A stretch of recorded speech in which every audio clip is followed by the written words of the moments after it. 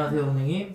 안녕하세요, 해강국입니다. 네, 선생님 이번에는 2025년도에 네. 상문이 들어오는 나이와 네. 또 상복을 입을 수 있는 나이를 우리 선생님께서 꼽아주시면 근데 이제 손님들이 오셨을 때 뭐 상문이 들었다 이렇게 이제 공수가 나올 때가 있잖아요. 네네네. 어떤 걸 이렇게 어떻게 뭐 보이시거나 뭐 어떻게 그게 그 분마다 상담하다가 중간에 나오는 경우도 있지만 손님이 이제 오기로 하고 시간당 약속 잡아놓고 제가 이렇게 신당에 있을 때, 신당 보고 있을 때 그런 기운이 바로 들어오시는 분들이 있어요. 그러니까 제가 웬만하면 처음부터 그 말씀을 안 드려요.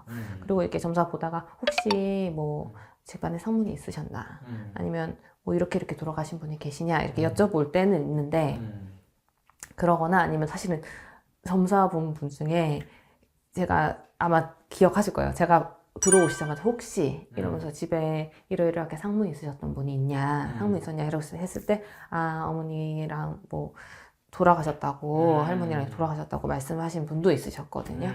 그러니까 가중에 그렇게 상문이 들면 일단 느낌 자체가 다르죠. 기운 자체가 다르기 때문에 느끼기도 하고 또 이렇게 점사를 보다가 중간에 그런 느낌이 들어올 때도 있고 그리고 뭔가라도 이렇게 막힌 느낌이 좀 있습니다. 상문이 들어오신 분들 상문으로 인해서 막힌 게 분명히 있어요. 그러니까 모든 상문이 집에 상이 있었다고 해서 모든 자손분들이 모든 사람이 그걸 타진 않거든요. 특정 몇 분들이 그런 분들이 있으세요. 또 가중에서도. 근데 그분들은 일단 좀 기운을 타죠. 그래서 사실은 사주를 봐서가 아니라 사실은 저는 사주보다도 영으로 이렇게 먼저 보고 사주를 보기 때문에 영으로 봤을 때 벌써 그런 분들은 조금 기세가 다르세요. 그리고 알게 모르게 막히는 것들이 있고 그렇기 때문에 그렇게 봅니다.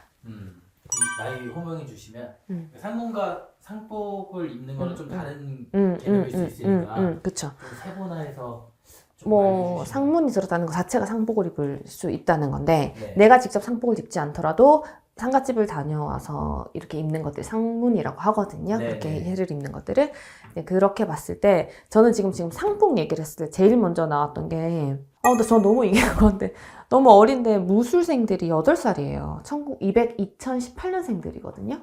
근데 저는 상복을 입는다는 얘기를 했을 때 이게 지금 잡히는 걸로 봤을 때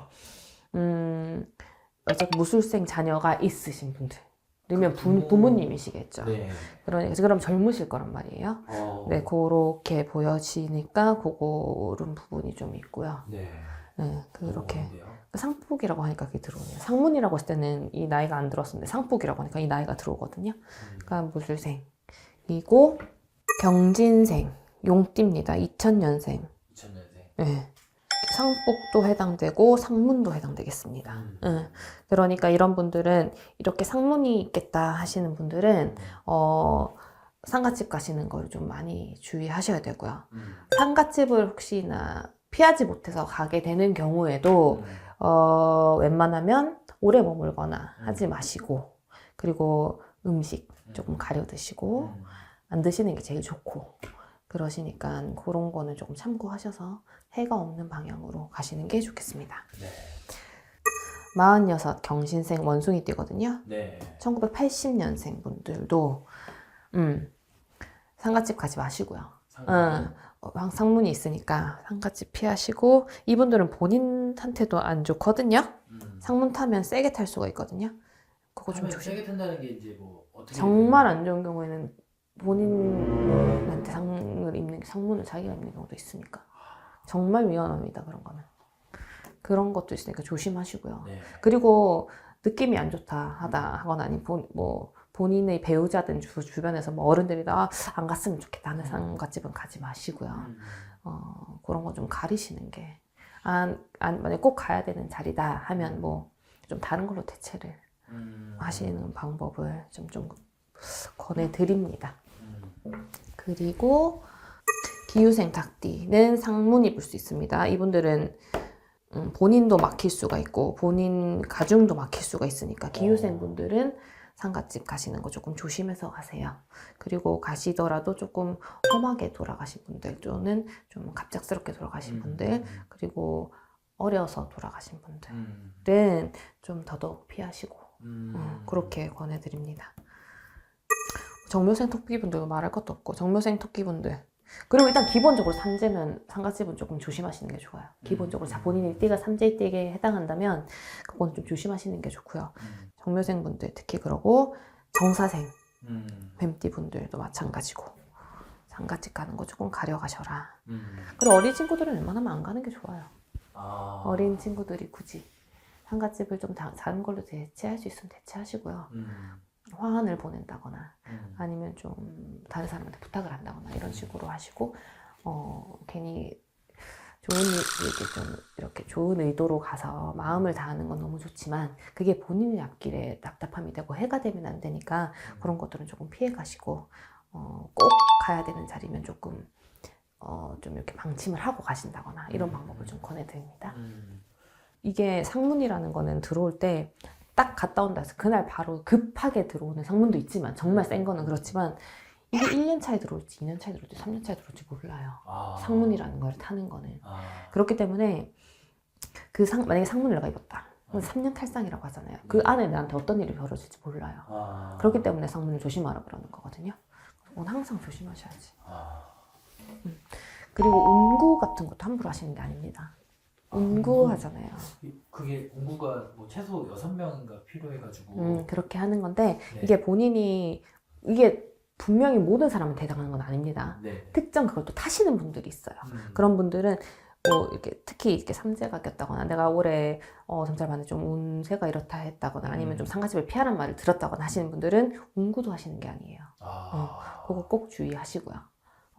다 피할 수는 없지만 그게 또 내가 운기가 안 좋을 때는 또 한 번 좀 고심을 해볼 필요가 있고 또한 내가 좀 이렇게 운기에 좀 예민한 업을 하고 있다. 뭐 특히 뭐 사업을 하고 있다거나 이러신 분들은 더 조심하셔야죠. 그런 게 있고 집안에 아이가 있으면 또 있고 어린아이가 집에 있으면 사실은 상갓집 출입을 아이가 뵀을 때부터 가지 말라고 말씀드리잖아요. 네. 보통. 그런 것처럼 아이가 어느 정도 나이가 될 때까지 좀 어린아이가 집에 있는 경우에도 전 좀 피하시라고 해요. 네. 감사합니다 선생님. 감사합니다. 안녕하세요 선생님. 안녕하세요. 혜경님입니다. 네, 이번에는요 선생님 2025년에 로또 당첨 가능성이 가장 높은 나이. 로또? 근데 로또가 대명사가 됐어요. 네네. 그러니까 횡재수죠. 그쵸. 횡재수를 보통 로또라고 표현을 많이 하는데 네네네. 저는 제목을 좀 어그로를 끌기 위해서 네네. 로또 가능성이 높은 나이. 네. 호명하시기 전에 네. 선생님 그냥 가볍게 생각나시는 숫자 3개 정도만 말씀해 주실 수 있을까요? 739. 739. 네. 739. 네. 알겠습니다. 그러면 25년도 네. 횡재수가 좋은 나이들 설명해 주시면. 저 로또라고 하는데 네. 조금 전 뱀띠 분들 중에서 좀 로또라고 생각할 만한 좀 호재가 있으실 분들이 좀 있으실 것 같거든요. 뱀띠 분들이 좀 그럴 것 같아요. 전반적으로. 뱀띠 자체가 좀 그럴 것 같고 또 콕 집자면 나이가 아주 많다고 하면 너무 주관적이니까 85. 오, 많으시네요. 그쵸. 네. 이런 분들이 횡재인데 이런 분들은 로또 횡재라기보다는 가지고 있던 자산에 있어서 뭔가 이득이 있다거나 이런 횡재가 좀 오래 보유해왔던 것들에 잭팟이 터진다거나 그것 또한 그렇게 보잖아요. 네. 오래 묵혔던 땅 아니면 버려뒀던 땅이 조금 더 나한테 유리하게 작용을 한다던가 이게 조금 금전의 흐름으로 돌아온다던가 이런 것들이 조금 있으시고요. 경인생 76세 되시네요. 50년생 분들, 1950년생 분들이 요런 조금 자금에 있어서 재미 볼 일이 조금 있겠다 하십니다. 근데 조금 가리셔라. 이게 경인생 분들이 자금을 손을 대가지고 흐름을 해서 얻으시는 분들은 크게 또 얻으시는데 잃는 분들도 크게 잃겠어요. 그러니까 이때는 투자를 함부로 잘못했다가 잃으시는 경우도 있으실 것이고 또한 이제 문서를 뭐 클릭 하나 잘못해서든 아니면 사인 하나를 잘못해가지고 날아갈 일이 생기거나 이거에 대한 부분이 양쪽으로 다 있겠습니다. 그렇기 때문에 경인생 분들은 그 부분을 조금 조심하셔라. 그렇게 보여지고요. 정사생. 왠지네요 선생님. 정사생인데 이분은 횡재라고 하기는 소소하게 소소하게. 횡재 크게 탁 터진다기보다 그냥 소소하게는 조금 재미는 있겠다. 이게 다 짭짤한 맛은 있겠다. 그렇게 보여집니다. 큰 돈은 안 돼요. 그러니까 뭔가 생각했던 것보다 보너스 이런 게 조금 보너스 개념으로 조금 이렇게 나오는 거지. 딱 뭔가 이렇게 생각하지 않았던 보너스가 좀 나온다거나 그런 짭짤함이죠. 그리고 뭔가 비상금의 개념. 그러니까 나온 돈인데 남이 모르는 돈. 남이라기보다는 내 식구가 모르는 돈. 이런 거에 대한 짭짤함은 좀 있겠습니다. 몰라야 또 짭짤하거든요. 그렇죠. 그렇죠. 그리고 병자생 GT 분들, 병자생 GT 분들도 조금 횡재수가 있겠습니다. 이분들이 올해 좀 좋을 것 같네요. 괜찮을 것 같네요. 그렇게 보여집니다. 그리고 경호생 말띠가 좋아요. 36, 36 경호생 말띠 분들이 좋습니다. 이분들은 어떻게 들어와요? 변화에서 오는 행재가 좀 있겠어요. 뭔가의 변화에서 오는 행재. 뭐 예를 들어 생각지도 않게 뭔가 이동을 했는데 이동함으로 인해서 내가 뭔가 덕을 본다거나 아니면은 뭐랄까 어쨌든 이분들은 변화와 이 횡재가 같이 옵니다. 그렇기 때문에 변화가 이분들한테는 굉장히 좀 유리하게 작용하겠습니다. 이분들은 올해 이런 꿈을 꾸면 횡재나 로또에 당첨, 로또를 사보러 가라 이런 거 있을까요? 약간 꿈은 너무 많은데요. 그냥 지금 당장 생각나거나 딱 떠오르는 건 뭐가 있냐면 맑은 물이 흐르는 꿈이나 이런 것들은 쫄쫄쫄 이렇게 흐르는 물이 아니라 맑은 물이 흐르는 꿈은 좀 좋은 길한 꿈이라고 볼 수가 있겠습니다. 로또 사도 되나요? 로또를 사는 데 쓰실 수도 있고 내 사업이 잘 되는 데 쓰실 수도 있고 내 가중이 편안한 데 쓰실 수도 있겠죠. 그 운은. 네, 이렇게 저처럼 제가 실제 상담 와가지고 로또 될까요? 뭐 로또 번호 좀 알려주세요. 뭐 이렇게 하시는 분들 많죠. 그렇게